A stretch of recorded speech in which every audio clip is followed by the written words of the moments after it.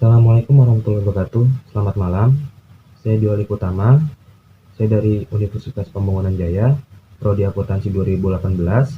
Saya di sini akan mempresentasikan materi yang sudah saya kuasai mengenai penyerahan barang kena pajak, jasa kena pajak, dan pengukuhan perusahaan kena pajak.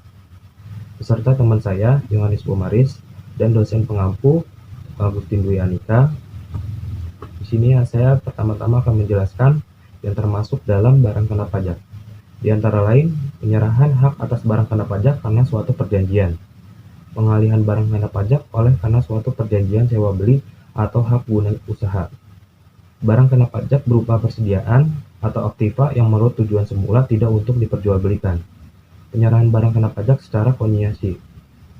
Selanjutnya, yang tidak termasuk yaitu penyerahan barang kena pajak untuk jaminan utang piutang, pengalihan barang kena pajak dalam rangka penggabungan, peleburan, pemekaran, pemecahan, dan pengambilan usaha. Barang kena pajak berupa aktiva yang menurut tujuan semula tidak untuk diperjualbelikan. Selanjutnya, syarat-syarat penyerahan jasa kena pajak, yaitu jasa yang diserahkan merupakan jasa kena pajak. Penyerahan dilakukan di dalam daerah pabean. Penyerahan dilakukan dalam kegiatan usaha dan pekerjaannya. Termasuk dalam pengertian penyerahan jasa kena pajak, yaitu yang dimanfaatkan untuk kepentingan sendiri. Selanjutnya, pengertian PKP, pengusaha kena pajak. Pengusaha kena pajak adalah pengusaha atau perusahaan yang melakukan penyerahan barang kena pajak dan atau jasa kena pajak yang dikenai pajak pertambahan nilai (PPN) berdasarkan Undang-Undang Pajak Pertambahan Nilai 1984 dan perusahaannya. Sebelum mendapat pengukuhan PKP atau pengusaha kena pajak, seorang pengusaha atau wajib pajak badan harus memenuhi syarat pengajuan PKP dan lolos dari survei yang dilakukan KPP.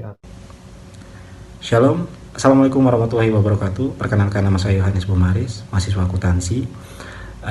Pada kesempatan yang baik ini saya akan melanjutkan penjelasan dari Dio, dan penjelasan saya ini meliputi pengukuhan pengusaha kena pajak. Dalam hal ini, syarat apa saja yang harus dilengkapi oleh pengusaha tersebut. Syarat yang pertama, pengusaha harus melewati survei yang dilakukan oleh KPP. Yang kedua, melengkapi dokumen dan syarat pengajuan PKP atau pengukuhan PKP.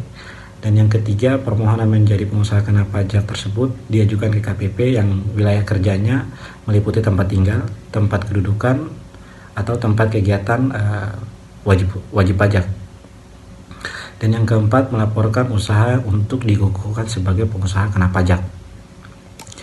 Adapun beberapa dokumen yang harus dilengkapi oleh pengusaha tersebut. Yang pertama, bukti sewa atau kepemilikan tempat usaha. Yang kedua, foto ruangan atau tempat usaha. Yang ketiga, peta lokasi. Dan yang keempat, spesimen penandatanganan faktur. Yang kelima, daftar harta atau inventaris kantor. Yang keenam, laporan keuangan. Yang ketujuh, SPT tahunan terakhir. Dalam jangka waktu 3-5 hari setelah semua persyaratan dilengkapi dan diajukan, maka petugas akan turun untuk melakukan survei dan verifikasi. Dan jika disetujui sekitar 1-2 hari, maka surat pengukuhan PKP dapat diambil di KPP tempat syarat pengajuan PKP diberikan. Sekian presentasi dari saya, kurang lebihnya saya mohon maaf. Assalamualaikum warahmatullahi wabarakatuh, dan shalom.